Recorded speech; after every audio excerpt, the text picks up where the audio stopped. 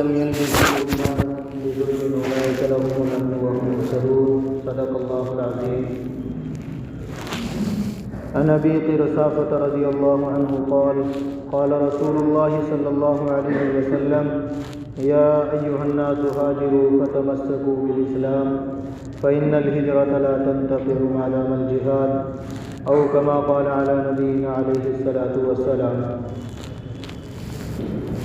میرے محترم بزرگوں اور عزیز ساتھیوں، اللہ تبارک و تعالیٰ کا عظیم احسان یہ ہے کہ اللہ تبارک و تعالیٰ نے ہم لوگوں کو بڑے بابرکت دین اور منور راتیں عطا فرمائی ہے. یہ تمام کی تمام چیزیں، یہ تمام کی تمام نعمتیں، یہ اللہ رب العزت کا بہت بڑا احسان ہے کہ اللہ تعالیٰ ہر وقت اپنی نعمتوں کی سرفرازی فرما رہا ہے اور یہ بھی نہیں دیکھتا کہ جس کی ایمان کی بنیاد کتنی ہے اور کتنا انسان گناہوں میں لت پت ہے. اللہ تعالیٰ کسی کی کوئی بنیاد نہیں دیکھتا، بلکہ اپنی نعمتوں کو اس طرح لٹا رہا ہے کہ دنیا کے اندر کوئی سخی بھی نہیں ہو سکتا، دنیا کے اندر کوئی سخی بھی نہیں ہو سکتا. ایسے لٹا رہا ہے دنیا میں. کبھی اس نے یہ نہیں پوچھا کہ آدمی صبح سے لے کر شام تک گناہ کرے اور ایک لمحہ بھی اللہ کی عبادت نہ کرے، گناہ ہمیں لت پت رہے. شام کو ایسا نہیں ہوتا کہ پورے دن میں اللہ نے اسے کچھ کھلایا نہ کچھ پلایا نہ. ہر نعمتوں کا استعمال گناہ کرے یا نہ کرے، عبادت کرے یا نہ کرے، ہر حال میں اللہ تعالیٰ نے جو وعدہ بندوں کے ساتھ کیا ہے اپنے وعدے کو اس طرح پورا کر رہے ہیں کہ پورا ہونے کی بنیادیں بھی ہمارے سامنے، پورا ہونے کی بنیادیں بھی ہمارے سامنے. اللہ تعالیٰ کے وعدوں کو پورا ہونے میں کوئی بنیاد، کوئی رکاوٹیں نہیں ہیں، کوئی رکاوٹیں نہیں. اسی لیے بھائی میرے عزیز ساتھیوں، قرآن کریم ہمیں بار بار کہتا ہے کہ ایمان کی بنیادیں اگر درست ہوں گی اور ایمان جب بھی انسان کا بڑھے گا تو انسان کے سارے حالات اور معاملات درست ہوتے چلے جائیں گے، سارے حالات اور معاملات درست ہوتے چلے جائیں گے. ہر عمل کی بنیاد جو رکھی ہے شریعت نے وہ صرف ایمان کے بڑھنے پر رکھی ہے. ہر عمل کی بنیاد ایمان کے بڑھنے پر رکھی ہے. ایمان بندے کا جتنا بڑھے گا اور جتنا مضبوط ہوگا ایمان بندے کا، تو یاد رکھنا ہمیشہ بندہ گناہوں سے خود بخود بچنا شروع ہو جائے، خود بخود بچنا شروع ہو جائے. بارہا بار علماء نے لکھا ہے اور بار بار بیان کیا جاتا ہے کہ آدمی کو کتنا ہی گناہوں سے روکا جائے اور کتنا ہی اس کے سامنے اعمال کے لیے بیانات کیے جائیں، جب تک ایمان کی بنیادیں نہیں بڑھیں گی، جب تک بندے کی اعمال کی بنیادیں بھی نہیں بڑھیں گی، جب تک اعمال کی بنیادیں بھی نہیں بڑھیں. اس لیے بھائی میرے عزیز ساتھیوں، خود اسی بنیاد پر صحابہ اکرام رضوان اللہ تعالی علیہم اجمعین کی اگر زندگی کی طرف ہم دیکھتے ہیں تو صحابہ کے ایمان ایسے مضبوط ملتے تھے، صحابہ کے ایمان ایسے مضبوط ملتے تھے کہ صحابہ کی ایمان کی بڑھنے کی بنیاد پر اور صحابہ کے ایمان کے مضبوط ہونے کی بنیاد پر دنیا کی بڑی سے بڑی باطل طاقتیں ان کے سامنے ایسے لرزتی تھی جس طرح ایک مضبوط آدمی کے سامنے ایک کمزور آدمی لرز جاتا ہے. اس طرح سوچو تو صحیح، کیا صحابہ جوان مرد نہیں تھے؟ کیا صحابہ مٹی سے بنے ہوئے نہیں تھے؟ کیا صحابہ کو اللہ تعالیٰ نے الگ ہی بنیادوں پر پیدا کیا تھا؟ یہ کوئی بنیاد نہیں ہے. لوگوں کے سامنے صرف ایک سوال آتا ہے کہ جی وہ تو صحابہ کی زندگی تھی، کہ جی وہ تو صحابہ کی زندگی تھی، وہ تو صحابہ تھے. یہ تو بالکل بات حقیقت ہے اور علماء نے لکھا ہے کہ وہ صحابہ تھے. اور صحابی، آج کا زمانے کا آدمی صحابی نہیں بن سکتا، لیکن صحابی جیسے قربانی آج بھی دے سکتا ہے اور صحابی جیسا ایمان آج بھی حاصل کر سکتا ہے. صحابی جیسے قربانی آج بھی دے سکتا ہے اور صحابی جیسا ایمان آج بھی حاصل کر سکتا ہے. یہ حقیقت ہے کہ صحابی نہیں بنتا، صحابی نبی کی صحبت سے بنتا ہے اور نبی کی زیارت سے بنتا ہے. لیکن ایمان وہی ہے، ایمان وہی ہے اور ایمان کی بنیادیں وہی ہے اور دین وہی ہے اور دین کی بنیادیں بھی وہی ہے. کیا صحابہ کے زمانے میں کوئی دین الگ تھا یا آج دین الگ ہو گیا ہو؟ قرآن بھی وہی، حدیث بھی وہی اور دین بھی وہی اور نبی کی شریعت بھی وہی، ساری بنیادیں وہی ہیں. اور پھر لیکن اس کے باوجود بھی آج ایمان کی بنیادیں اتنی کمزور ہیں کہ آج ایک ایمان والے کو اس کا ایمان اپنے گھر سے مسجد تک نہیں لا سکتا تو اسے قربانیوں پر کیسے کھڑا کرے گا؟ اسے قربانیوں پر کیسے کھڑا کرے گا بھائی؟ سوچو تو صحیح. ہماری اور صحابہ نے، میں آپ کو بتلاتا چلوں، صحابہ نے نبی کے ہاتھ پر کیا بیعت کی تھی. صحابہ کی بیعت میں اور ہماری بیعت میں کتنا فرق ہے، آپ خود غور کریں اپنے گریبان میں جا کے. صحابہ نے آقا صلی اللہ علیہ وسلم کے ہاتھ پر یہ بیعت کی کہ اگر اے اللہ کے نبی ہم آپ کے ہاتھ پر بیعت کرتے ہیں اس بات کی کہ اگر ناگواری ہوگی جب بھی آپ کی بات مانیں گے، ناگواری نہیں ہوگی جب بھی آپ کی بات مانیں گے. یعنی آسان لفظوں میں اس طرح سمجھے کہ اگر دل چاہے گا تو جب بھی بات مانیں گے، دل نہیں چاہے گا جب بھی بات مانیں گے.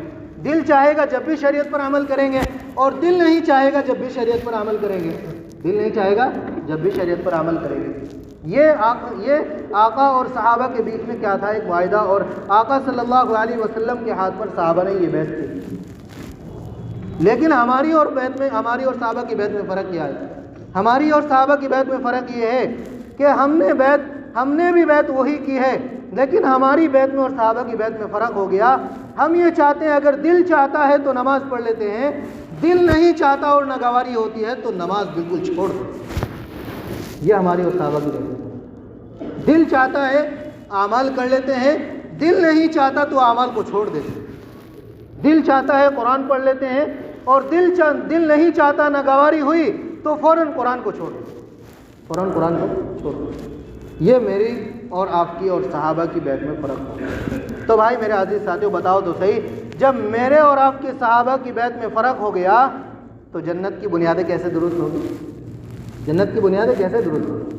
جب میری اور صحابہ کی بیعت میں فرق ہو گیا تو میں صحابہ کے طریقے پر سے ہٹا کہ نہیں ہٹا، میں صحابہ کے طریقے پر اگر نہیں چلوں گا تو میرے سامنے جنت کی بنیادیں، جنت تو بہت دور کی بات ہے، جنت کی انسان خوشبو بھی نہیں سوکھے گا اگر صحابہ کے طریقے سے ہٹ کر چلا. تو سوچو تو صحیح، جب صحابہ کی بیعت یہ تھی تو ہماری بیعت میں کتنا فرق ہو گیا ہے. تو اس سے معلوم ہوتا ہے کہ ہم صحابہ کے طریقے سے کتنا ہٹ چکے ہیں. صحابہ پر ناگواری ہوتی جب بھی مانتے تھے آقا صلی اللہ علیہ وسلم کی بات اور جب بھی شریعت پر عمل کرتے تھے، اور اگر گواری ہوتی تھی جب تو کوئی مسئلہ نہیں ہوتا تھا، جب تو کوئی مسئلہ ہی نہیں ہوتا تھا. ہماری بیعت میں فرق، ہم دل چاہتا ہے نماز پڑھ لیتے ہیں، دل نہیں چاہتا نہیں پڑھتے. تو بھائی میرے عزیز ساتھیوں، یہ کیا ہے؟ یہ سب سے بڑی قربانی اور سب سے بڑی جوان مردی تھی صحابہ اکرام رضوان اللہ تعالیٰ علیہم اجمعین کی. بڑی بڑی قربانیاں دی ہیں اپنی اولادوں کی، اپنے ماں باپ کی، اپنی جانوں کی، اور اس کے باوجود اپنی اولادوں کی، اور اس کے باوجود اپنے مال اور تمام جائیداد کی قربانیاں دے کر صحابہ نے اپنے ایمان کو بنایا تھا. ان تمام مال کو بیچ کر صحابہ نے کیا خریدا تھا؟ ایمان خریدا تھا. کیا خریدا تھا بھائی؟ ایمان خریدا تھا. جب صحابہ نے ایمان خرید لیا، ایمان بن گیا، تو بڑی سے بڑی باطل طاقت بھی صحابہ کے سامنے لرزتی تھی. بھائی میرے عزیز ساتھیوں، وہ صحابہ کے سامنے وہ طاقتیں جو قیس و کسریٰ کے نام سے جانی جاتی تھی، وہ صحابہ کے سامنے ایسے لرزتی تھی جس طرح کوئی کمزور آدمی کسی جوان مرد کے سامنے کیا کرنے لگتا ہے؟ کانپنے لگتا ہے. وہ یمن کی بادشاہیں، وہ یمن کی بادشاہتیں صحابہ کے سامنے کس طرح کانپتی تھی؟ ایسے کانپتی تھی. آپ کو ایک واقعہ چھوٹا سا بتلا دو اپنی بات کو ختم کریں. بھائی میرے عزیز ساتھیوں، خالد بن ولید رضی اللہ تعالیٰ نے ایک بہت بڑے صحابی ہوئے ہیں.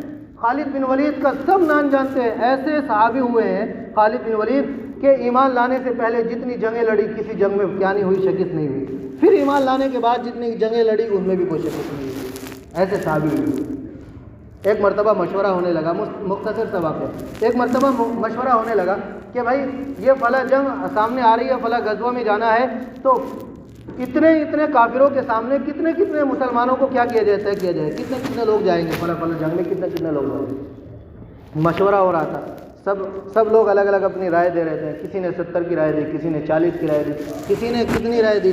اور اس کے باوجود جب باری آئی خالد بن ولید رضی اللہ تعالیٰ عنہ کی، خالد بن ولید رضی اللہ تعالیٰ عنہ سے پوچھا گیا کہ آپ کا کیا مشورہ ہے؟ فرمایا کہ میں تو یہ چاہتا ہوں کہ میں اکیلا ہی پورے لشکر کے سامنے جا کر لڑ جاؤں اور پورے لشکر کے سامنے اپنی جان کی قربانی دے دوں. ایک صحابی کھڑے ہوئے، فرمایا ایک صحابی کھڑے ہوئے اور فرمایا کہ خالد مولید یہ تو تکبر کی بو آ رہی ہے، آپ کی باتوں سے تکبر کی بو آ رہی ہے، آپ کہہ رہے ہیں کہ پورے لشکر کے سامنے میں اکیلا لڑ لوں گا۔ فرمایا کہ بو نہیں ہے، کیا فرمایا؟ سننے کی بات ہے بھائی میرے عزیز ساتھیوں، کیا فرمایا؟ تکبر کی بو نہیں ہے، بلکہ کیا ہے؟